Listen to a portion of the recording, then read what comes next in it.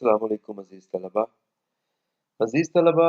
आपके बीए के उर्दू इंतखाबी के मज़मून में आपका दूसरा सबक सैयद नासिर नज़ीर फ़िराक देहलवी का लिखा हुआ है और हिस्सा नसर के इस टुकड़े का नाम है लाल किले की एक झलक। इससे पहले कि हम लाल किले की एक झलक का तहकीकी तनकीदी जायज़ा लें, ज़रूरी है कि हम एक नज़र इस सबक के मुसन्निफ के बारे में डालें ताकि हमें इस बात का इल्म हो सके कि मुसन्निफ ने अपनी ज़िंदगी किस तरह से गुजारी, और ये चीज़ हमें सहूलत फराहम करेगी कि हम मुसन्निफ के तर्ज तहरीर को भी अच्छे तरीके से जान सकेंगे। तो अजीज़ तलबा, सैयद नासिर नज़ीर फ़िराक देहलवी एक अहम नाम है जिन्होंने अपनी तख्लीकात के ज़रिए से उर्दू नसर को अरूज तक पहुँचाया। ख्वाजा सैयद नासिर नज़ीर फ़िराक देहलवी मशहूर सूफ़ी शायर ख्वाजा मीर दर्द के नवासे थे। उनके वालिद का नाम मीर मोहसिन अली था, जो अपने अहद के बहुत बड़े आलिम और दरवेश सिफ्त शख्स थे। नासिर नज़ीर फ़िराक 1865 में दिल्ली में पैदा हुए। उन्होंने अरबी और फ़ारसी की बाकायदा तालीम हासिल की, फिर दर्स निज़ामिया मुकम्मल करके सनद ली और फिर फ़न्ने तिब की तरफ मुतवज्जो हुए। पहले उन्होंने हकीम बदरुद्दीन देहलवी से फ़न्ने तबाबत सीखा और फिर हकीम महमूद खान देहलवी और उनके बड़े बेटे हाजिकुल मुल्क हकीम अब्दुल मजीद खान से तिब की तकमील करके सनद हासिल की। इन अलूम के अलावा वो अपने वालिदैन से ज़ाहरी और बातनी अलूम से भी माला माल हुए। 1857 की जंग आज़ादी के बाद धर्मपुर के रईस ने उनको अपने पास बुलाकर अपना तबीब खास और अपने साहबजादों का उस्ताद मुकर्रर किया। तवील अरसा तक सैयद नासिर नज़ीर फ़िराक देहलवी उनसे वाबस्ता रहे और तबाबत के फ़न में खूब शोहरत हासिल की। रईस धर्मपुर के इंतकाल के बाद फ़िराक साहब अलीगढ़ की जानिब से सफ़ीर बनकर बम्बई और अहमदाबाद भी गए। फिर उन्होंने दिल्ली में आकर मुस्तकिल क़याम अख्तियार किया और बाकी तमाम ज़िंदगी बारादरी ख्वाजा मीर दर्द में बसर की। अजीज़ तलबा, अब अगर हम ख्वाजा साहब के लिखने के अंदाज पर गुफ्तगू करें तो आला नसर की सबसे नुमाया खूबी जो उनके असलूब में हमें नज़र आती है वो दिलकशी और रानाई है। उनके नसर लिखने का अंदाज ऐसा है जो फौरन पढ़ने वाले की तवज्जो अपनी तरफ कर लेता है और पढ़ने वाले की सोच को बुलंद सतह पर पहुंचा देता है। एक तरफ उनका लिखने का खास अंदाज है जिससे उनके तहरीर में दिलचस्पी बरकरार रहती है, उसके साथ साथ दिल्ली की तहजीब, मुआशरत, मुहावरे, ज़रबुल इमसाल और रोज़मर्रा से भी ख्वाजा साहब ने अपने अंदाज़ तहरीर को चार चांद लगाए हैं। चुनांचे यही वजह है कि उर्दू मुअल्ला लिखने वालों में उनका नाम एक बुलंद मर्तबे पर फाइज है। अजीज तलबा, सैयद नासिर नज़ीर फ़िराक देहलवी ने अपने इस सबक लाल किले की एक झलक में ये बताने की कोशिश की है कि मशहूर मुगल शहनशाह औरंगज़ेब आलमगीर एक पढ़े लिखे बादशाह थे जिन्हें मुख्तलिफ अलूम पर दस्तरस हासिल थी। वो फारसी शायरी भी समझते थे और वो फारसी कलाम और नसर की तय में मौजूद बातों को समझकर अपनी शख्सियत को बेहतर बनाने के साथ साथ अपने पाया तख्त को मजबूत करते थे और एक हुक्मरान के तौर पर अपने निज़ाम हुकूमत में बेहतरी लाने की कोशिश करते थे। अजीज तलबा, इस सबक में दो बातें अहम हैं। हम उन दोनों बातों को एक नज़र देखेंगे। यह सबक जो इस वक्त आपके सामने है, लाल किले की एक झलक, जो सैयद नासिर नज़ीर फ़िराक देहलवी का लिखा हुआ है, इसमें एक तो उन्होंने जामे मस्जिद दिल्ली के शाही दरवाजे के नीचे बैठने वाले قلیگر کے بارے میں بتایا ہے کہ اسے قلعے کے اندر کی باتیں کس طرح معلوم ہوتی تھی۔ اور دوسری بات یہ ہے کہ اس سبق میں شاہ جہان کے دور کی جو عمارات ہیں ان کی تعمیر کے بارے میں کچھ آگاہی ہمیں دی ہے۔ تو پہلے ہم ایک نظر دیکھتے ہیں کہ اس سبق میں سید ناصر نذیر فراق دہلوی نے اپنے الفاظ میں کس طرح سے بیان کیا ہے کہ جامع مسجد کے شاہی دروازے کے پاس بیٹھنے والے قلیگر کو محل کے حالات، قلعے کی باتیں کس طرح سے معلوم ہوتی تھی۔ مصنف بتاتے ہیں کہ جامع مسجد کا شاہی دروازہ جس کا رخ مشرق کی طرف تھا، یہ جگہ خاصی پر رونق تھی کیونکہ یہاں پر مختلف پیشوں سے وابستہ لوگ اپنے کام کاج میں مصروف نظر آتے تھے۔ وہیں پر گھوڑے اور ٹٹو وغیرہ بکتے تھے۔ ایک شیر کا پنجرا بھی وہاں موجود تھا۔ کپڑے کی دکانیں تھیں۔ کبوتر فروخت کرنے کے لیے رکھے جاتے تھے اور ان کبوتروں کو خریدنے کے لیے بعض اوقات محل کے لوگ اور شہزادے تک آ جایا کرتے تھے۔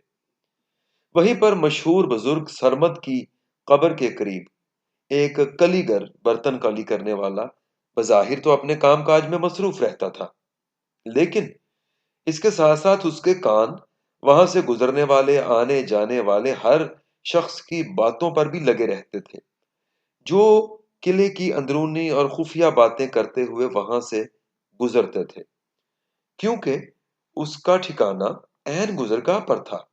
چنانچہ جب وہاں بادشاہی نوکر آرام کرنے کے لیے رکتے تو وہ لال قلعہ میں پیش آنے والے واقعات کا ذکر کرتے۔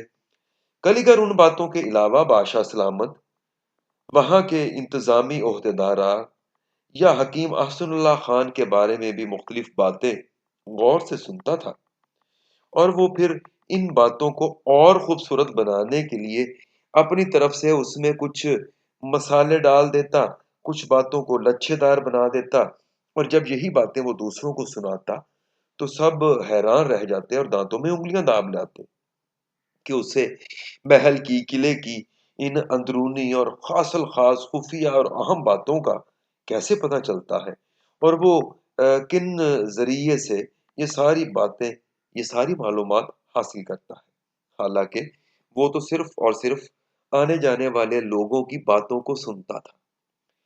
عزیز طلبہ، اس میں دوسری اہم بات یہ ہے کہ مصنف نے یعنی سید ناصر نذیر فراق دہلوی نے شاہ جہان کے زمانہ حکومت کے وقت جو عمارات کی تعمیر ہوئی تھی اس کے متعلق واقعہ بیان کیا ہے، تو ہم اس واقعے کو بھی اپنے الفاظ میں دہرا لیتے ہیں تاکہ اس سبق کی اہم باتیں ہم مکمل کر سکیں۔ مشہور مغل بادشاہ شہاب الدین شاہ جہاں نے لال قلعہ اور اس کی اندرونی عمارات کی تعمیر کے لیے ایک میر عمارات کی تعیناتی کی۔ میرے عمارات یعنی کہ عمارت بنانے والے جتنے بھی مستری اور ٹھیکیدار تھے ان کا انچارج، آپ اس کو آج کے زمانے میں ہیڈ انجینئر سمجھ لیجئے۔ اس کا کام یہ تھا کہ وہ ٹھیکیدار کے ذریعے تعمیراتی کام کا جائزہ لے، مواد کے معیار کی جانچ پڑتال کرے۔ اس نے جس ٹھیکیدار کو اینٹیں بنانے کے لیے کام دیا اور اسے 1,00,000 روپیہ ایڈوانس دے دیا، ٹھیکیدار سے غلطی یہ ہوئی کہ اس نے جو اینٹیں بنوائیں وہ تیز آنچ کی وجہ سے خراب ہو گئی اور کھنگر یعنی سخت پتھریلی اینٹیں بن گئیں۔ اب وہ کھنگر اینٹ لے کر روتا ہوا میر عمارات یعنی چیف انجینئر کے پاس آیا اور اسے بتایا کہ یہ معاملہ ہوا ہے، اس کا کوئی نہ کوئی حل نکالے ورنہ بادشاہ تو مجھے بیوی بچوں سمیت مروا دے گا۔ میر عمارات نے اسے تسلی دی اور بادشاہ کو رپورٹ دی جو کچھ یوں تھی کہ عمارات کی بنیادوں میں عام اینٹ کی بجائے کھنگر اینٹ بھری جائے، کیونکہ کھنگر پانی کو جذب کرتا ہے۔ اس کھنگر کی تیاری میں دگنا خرچ آتا ہے، لیکن اس سے عمارت کی بنیاد بہت مضبوط ہو جاتی ہے۔ نمونے کے طور پر اس نے ایک کھنگر حاضر خدمت کی، کھنگر تیار کرنے کی منظوری مانگی۔ بادشاہ نے عمارت کی مضبوطی کا سن کر منظوری دے دی۔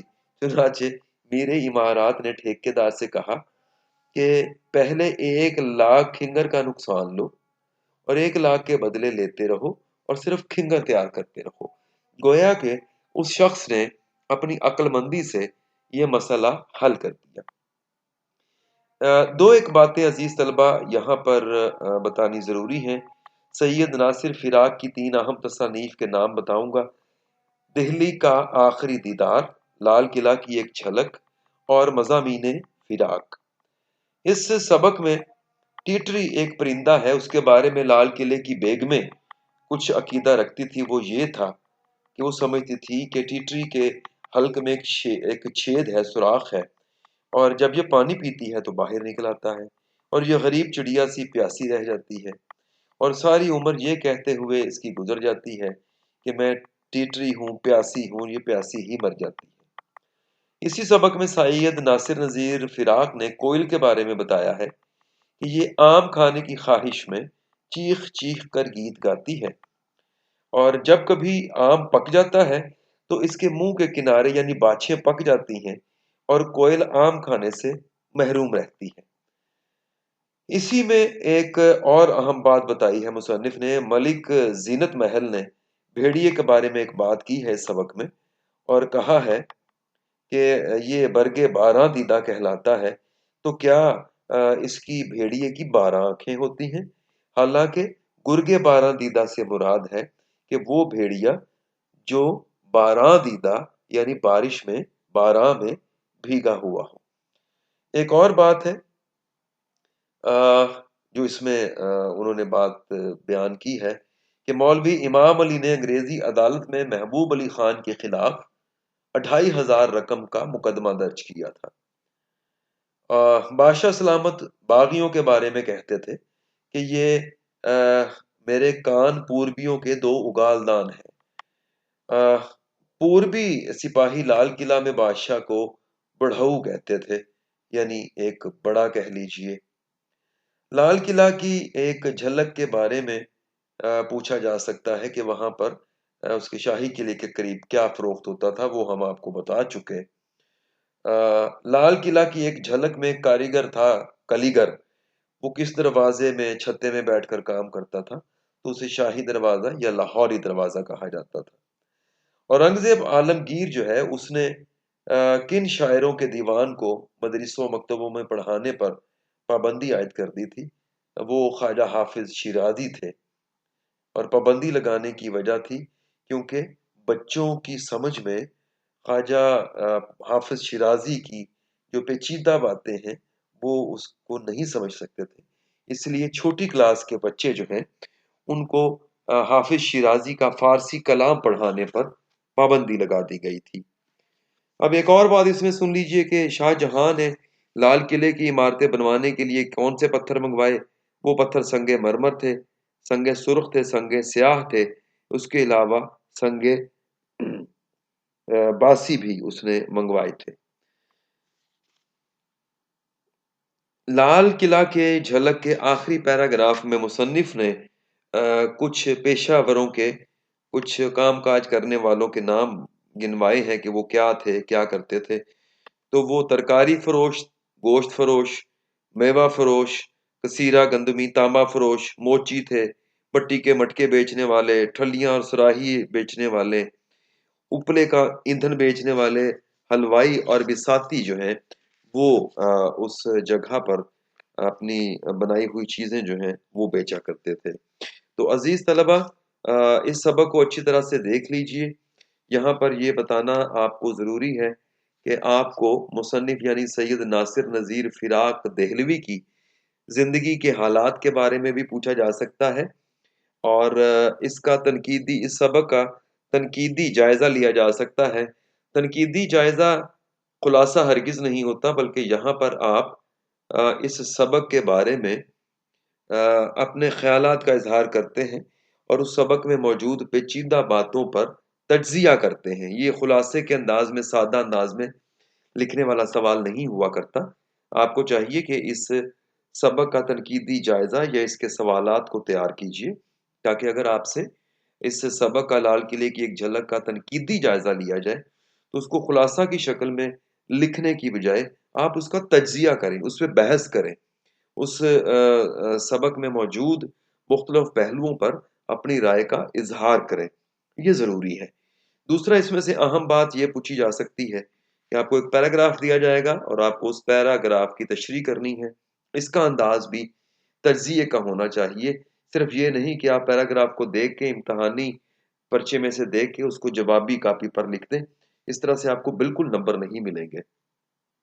और एक और काम आप कीजिए कि ये तमाम सवालात आप हमारे लेक्चर की मदद से तैयार नहीं कर पाएंगे।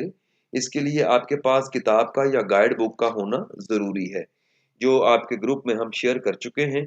कोशिश कीजिए कि गाइड बुक आपको मिल सके। किताब आप कहीं से मंगवा लीजिए, क्योंकि जब तक किसी फौजी के पास उसकी तलवार या उसका खंजर या उसकी ढाल नहीं होगी, वो मैदान जंग में जाएगा तो वो उसकी बहादुरी नहीं बल्कि उसकी हमाकत और खुदकुशी होगी। तो पहले आप अपनी किताबों का बंदोबस्त कर लीजिए, ताकि छुट्टियों के दौरान जो हम लेक्चर का सिलसिला इंशाल्लाह जारी रखेंगे, उसमें आपके सामने जब तक किताब या गाइड मौजूद नहीं होगी, आप हमारी सिर्फ 10-15 मिनट का लेक्चर सुन के अगर ये समझते हैं कि आपकी तैयारी हो जाएगी, तो आप बहुत शदीद गलती कर रहे हैं। इसलिए बेहतर है कि आप अपनी किताबों का फौरी तौर पर बंदोबस्त कीजिए।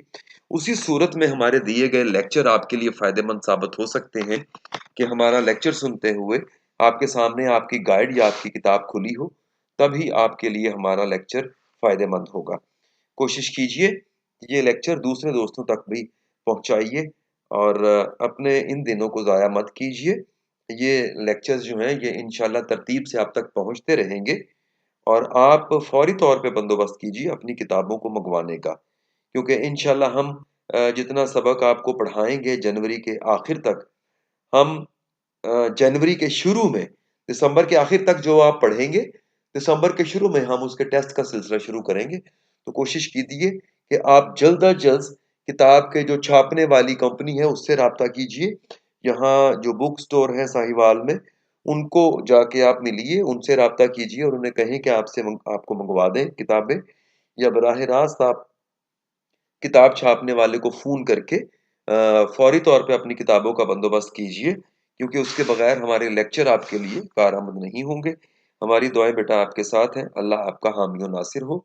अल्लाह आपको कामयाबियों से नवाजे। अपने उस्ताद काशिफ शहजाद को इजाज़त दीजिए। इंशाल्लाह अगले लेक्चर के साथ फिर आपसे मुलाकात होगी। अल्लाह हाफिज़।